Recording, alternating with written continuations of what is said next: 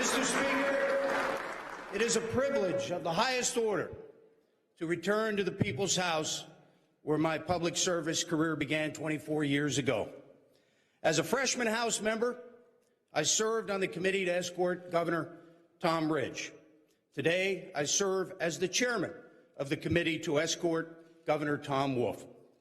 It is an honor to share this special moment at the Speaker's rostrum with my friends and colleagues in the House and Senate, both past and present.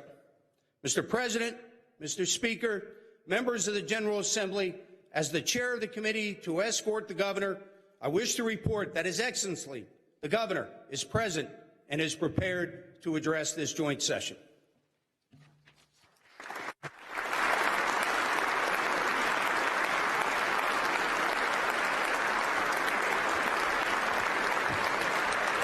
Members of the General Assembly, I now have the honor and privilege of presenting His Excellency the Governor, the Honorable Tom Wolf, who will now address this joint session. Governor Wolf.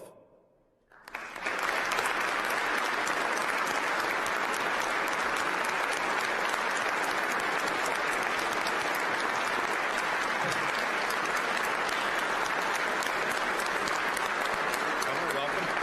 The mic is on. I was told that you... Yeah. Governor? So now the deal is no photo bombing back here. We won't. Or I don't want to speak for that.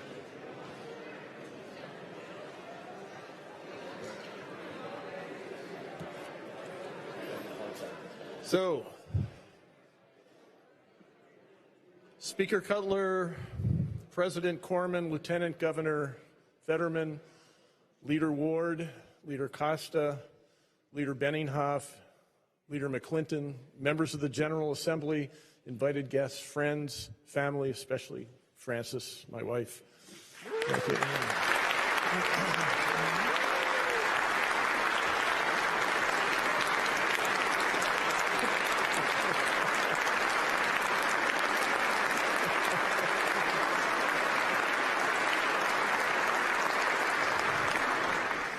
And my fellow Pennsylvanians. 7 years ago, I stood here to deliver my first budget address as governor. I tried to strike a hopeful tone, but the truth was we were in really tough shape. The Commonwealth was failing to deliver on the fundamental promise of opportunity to all its citizens. The list of challenges was long. We weren't funding our schools adequately or fairly. We were ranked near the very bottom of the country when it came to job creation. Too many Pennsylvanians were going without health insurance. Too many were incarcerated in our state correctional institutions. And we were in no financial condition to do much of anything about any of it. As I took the podium that day, we were facing a structural budget deficit of $2 to $3 billion. We had become one of the least credit-worthy states in the nation. We couldn't even pay our annual pension bill. And our rainy day fund was down to its last $231,800. Now, if you do the math, that's about 20 minutes worth of the Commonwealth's annual operating budget. In other words, our finances were a mess. And there was really no speech that I or anyone else could have given that day that would change that reality. So all I asked that day was that we try something different. We needed to acknowledge the failure of the approach Harrisburg had long taken in the face of these challenges and try to forge a new path forward. It did not happen overnight. In fact, some of you might recall our journey began with a 9-month budget impasse that only reinforced Pennsylvanians' skepticism about our ability to get anything done. In the years since, there has certainly been plenty of wrangling, arguing, negotiating, and plain old yelling in the halls of this Capitol. But we stuck it out, Democrats and Republicans. We did not give up on each other, and we did not give up on Pennsylvania. Now look how far we've come. Over the last 7 years, we have invested nearly $2 billion into our classrooms. Investments in early childhood education, investments in pre-K, investments in K through 12 education. We even came together to create a bipartisan public school fair funding formula. We've driven Pennsylvania's uninsured rate to the lowest level ever. We've cut our prison population by 11,000 at At the same time, we've cut the crime rate. We've reduced our carbon footprint. We've paved the way for a transition to a sustainable energy future. We've reformed our pension system, and so much more. Hey, we can even buy beer and wine where we buy our groceries. I'm proud of what we've accomplished together, but I also know that we still face significant challenges. If you're a Pennsylvanian worried about how you're going to support your family, or if you don't know how you're going to pay for your kids' college tuition, or if you're struggling to keep up with the rising costs of everything from groceries to health care, you don't want to hear about how far we've come over the last 11 years. You want to know what we're going to do next. So let's take advantage of the opportunity before us. And indeed, these are days of opportunity for our Commonwealth. That's because at long last, our fiscal house is actually in order. Over the past 7 years, we've turned that $2 to $3 billion structural budget deficit into a $2 to $3 billion structural budget surplus.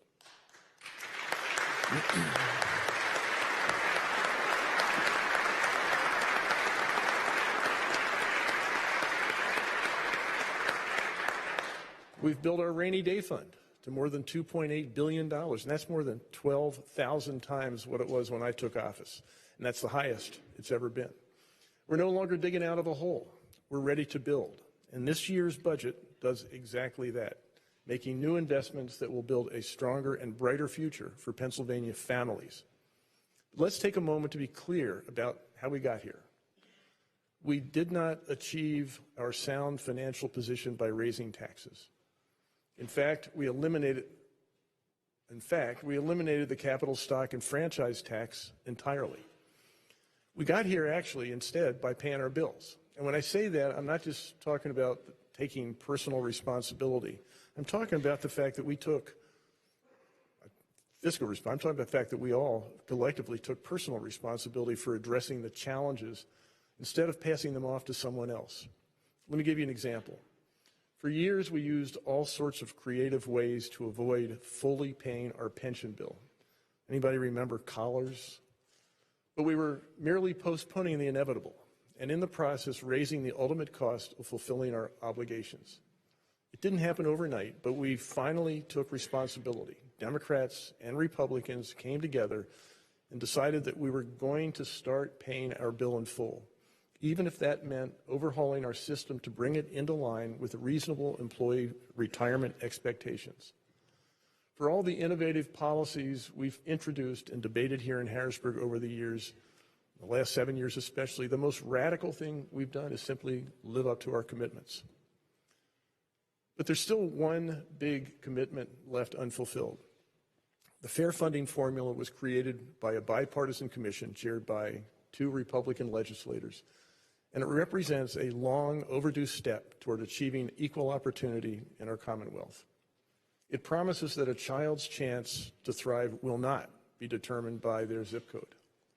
Now it's time to keep that promise.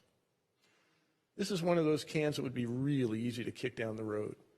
We could make it someone else's problem. We could leave it for another governor, another legislature to figure out.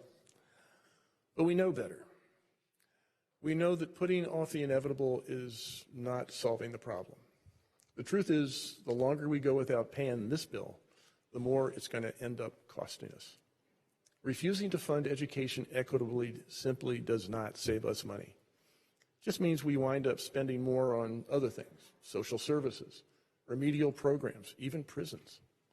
And that calculation does not take into account the opportunity costs of failing to invest in our kids, the skills our workforce doesn't develop, the products and services that never become a reality, the business growth and tax revenues that just vanish. We're going to have to pay this bill eventually, and there's never been a better time to take a giant step forward than right now. We can afford to invest a whole lot more in the fair funding formula without raising 1 penny in state taxes.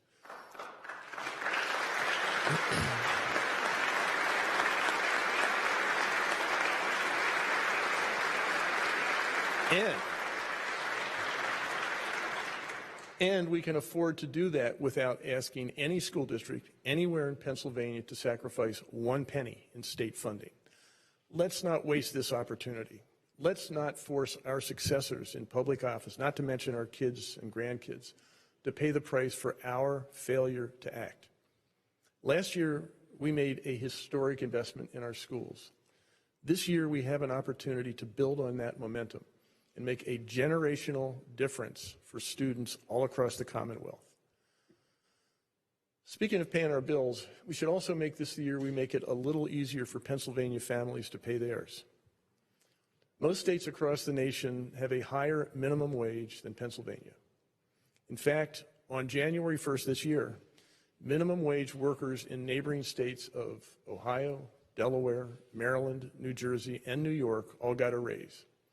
Most of the states in our region are on their way to a $15 minimum wage. Not here. Pennsylvania's minimum wage is still stuck at $7.25. Pennsylvanians have not gotten a raise in 13 years. Adjusted for inflation, they've actually taken a $2 an hour pay cut. We are literally surrounded by states that are giving minimum wage workers a better deal. And this is embarrassing. It's just like school funding. Refusing to address the problem in that case or in this case won't make either go away. In fact, quite the opposite. Our failure to increase the minimum wage is costing us right now dearly. It's simple. When people are able to earn a decent wage, they can contribute to the economic lives of their communities and the Commonwealth.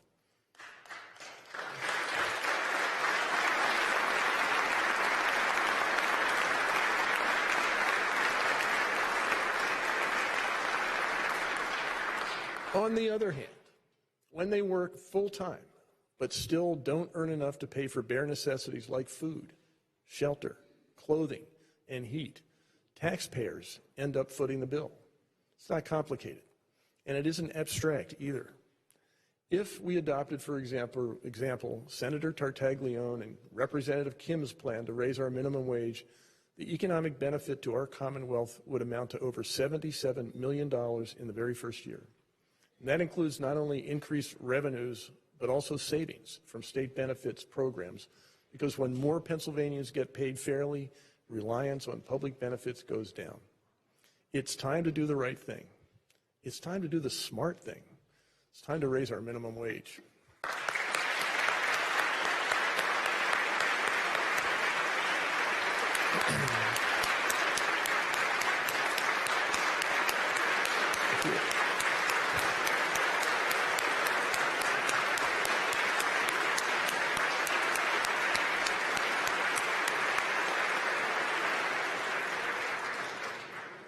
The truth is, the experience we've had here in Harrisburg over the last 7 years digging out of a massive financial hole is familiar to a whole lot of Pennsylvanians. In recent years, we faced a once-in-a-lifetime financial crisis and a once-in-a-century pandemic. Working people have been dealt some really tough cards. We've weathered these storms relatively well, and we're going to be okay. But when it comes to their families' economic futures, we simply cannot ask Pennsylvanians to settle for just okay. Now that we're out of the hole, it's time to start building something better. And we're actually in a position to help families in our Commonwealth do just that. In fact, we owe it to them because they have carried us through these difficult times, and they have laid the foundation for our Commonwealth's comeback. Thanks to our workers and our businesses, Pennsylvania's economy is thriving. If we were our own independent nation, that nation would have the 18th largest economy in the world. We're strong in manufacturing, in natural resources, in human capital. We've seen explosive growth in traditional industries like tourism and agriculture, and in cutting-edge industries like robotics, life sciences, and petrochemicals. We didn't get here by slashing taxes for corporations. In fact, I think our corporate tax rate is too high. This year, I'm once again calling for a reduction. No, we got here by investing in our people. For example, we've made our institutions of secondary and post-secondary education better and more relevant to the career needs of all Pennsylvanians. By making major investments in STEM education, dual enrollment programs, career and technical education programs. We've also invested heavily in our Pennsylvania state universities, which are transforming themselves for a brighter future. These investments have allowed us to expand registered apprenticeship programs into new industries and expand these opportunities for more people. We've been able to develop more educational and training offerings tailored to the specific needs of Pennsylvania businesses. Now, our budget surplus is not an excuse for a spending spree, but it is a chance to make more investments that can open the doors to more opportunity for more Pennsylvania families. More investments in job training and small business assistance so people can find not just a job that pays, but a career they're actually passionate about.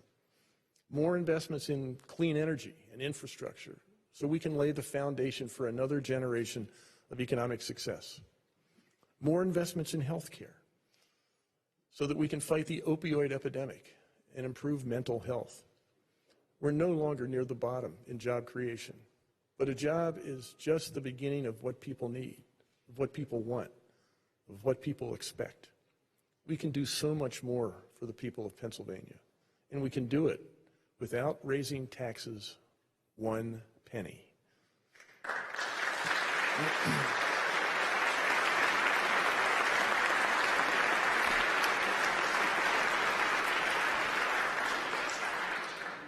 That is the opportunity we have earned, and now is the time to seize it. Paying our bills and investing in our people put us on the road to our Commonwealth's comeback. And paying our bills and investing in our people will pave the way for many more days of opportunity ahead. What got us here will move us toward the future we want. It's the future that Pennsylvanians deserve. But I want to suggest one more principle that will help us continue down the right path. A principle that applies not just to elected officials here in Harrisburg, but to every citizen watching or reading this speech today or sometime in the future. It's about our brand of partisan politics. I'm not naive, and I know partisanship is part of our job. It's what democracy is all about.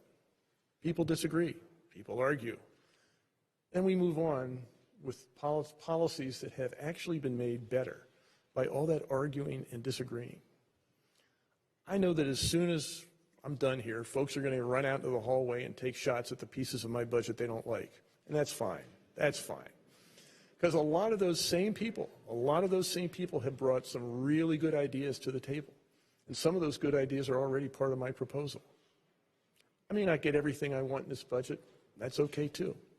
Because there's nothing we can't do if we stick together, refuse to get discouraged.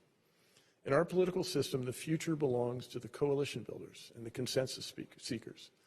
Those who understand our true impact can only be measured by the work we actually get done for the people whose lives we actually improve. That's a good thing. Those are the people you want in charge. What's happening now, what we're seeing now in this country, that's something different. A significant number of our political leaders are turning against the very idea of democracy itself. And that kind of nihilism is poisonous. It denies the whole idea of civil disagreement. It denies the whole idea that we can eventually find common ground without force. It denies that democracy can ultimately bring us to a better place. After all, we can choose to be cooperative or we can choose to be intransigent. But when we walk away from the very idea of democratic governance, we wind up somewhere we can't come back from. We lose our only mechanism for resolving our disagreements fairly or even peacefully. And without it, we become irrevocably fragmented, a nation where we have no responsibility to work alongside our neighbor, just an incentive to gain and wield power at any cost. This is the last opportunity for this group, for us, to convince Pennsylvanians that we can work together to do some truly important things for the people we were sent here to serve. We have a chance here in Pennsylvania to make a substantial contribution to our democracy. Let's us remind the world that democracy works. And let's do that with this budget. By all means, let's argue over it. But in the end, let's roll out an on-time budget that continues on the path we've traveled for the last 7 years. Let's agree on a budget that continues to make Pennsylvania better for the people who live and who work here. Let's remind the world that a democracy can, in fact, deliver. This is important because I know we all love this Commonwealth. And I can't tell you what a gift it's been for me to be able to have served for 2 terms as governor. Not every day has been easy, but every day has been rewarding. It's been a privilege to do this noble work. It's It's been the greatest privilege of my life, and I am really grateful. So I'm grateful to my cabinet. I'm grateful to my staff who have worked so hard and committed so much of their lives to this work. I'm grateful to the people who work here in Harrisburg, and not just the legislators and your staffs, but the people who keep this building going and the people who keep us safe. And while I'm at it, I want to say a special thank you to all the employees of the Commonwealth all across the state who typically receive too much blame when things go wrong and get too little credit when things go right. From the day I took office, I've been impressed by the dedication and selflessness of state employees, and have worked to make sure that we do a better job of rewarding them for their hard work. Over the last 7 years, I've implemented changes to make the Commonwealth a premier employer with benefits and policies to support workers that keep up with changes in the private sector. We've raised the minimum wage for state workers. We've implemented a telework policy that increased productivity. We established paid parental leave and modernized the hiring process. And this year's budget includes funding for 2 child care options to help them balance career and family.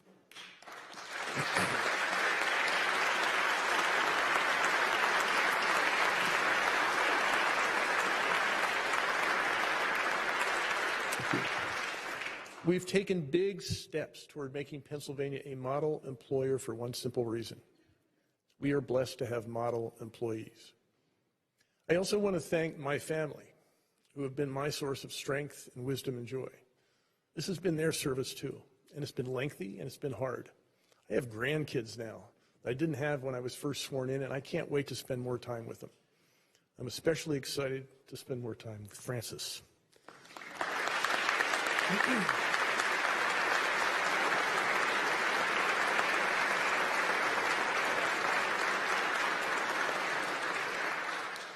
And I think it says something about how lucky I am that after 47 years of marriage, we're hoping to spend more time together in the years ahead.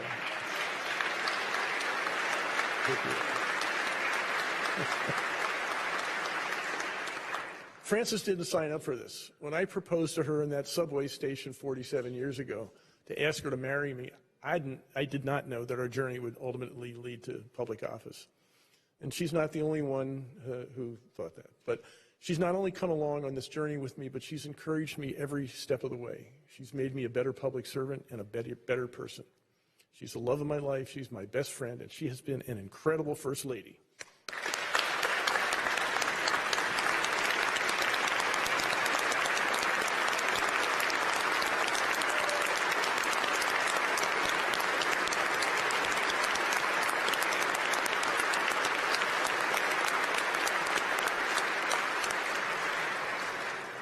Finally, I am grateful to the people of Pennsylvania for entrusting me with their family's future. And I offer this last budget proposal more confident in their future than I have ever been before, and more excited than I have ever been to help build it. Thank you very much.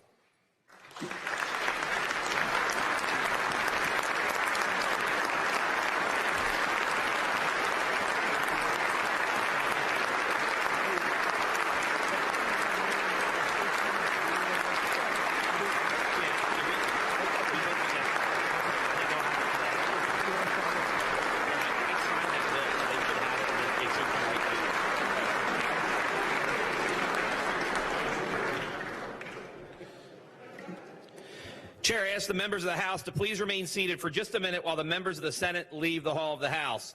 The business for which the joint session has been assembled having been transacted, this session is now adjourned.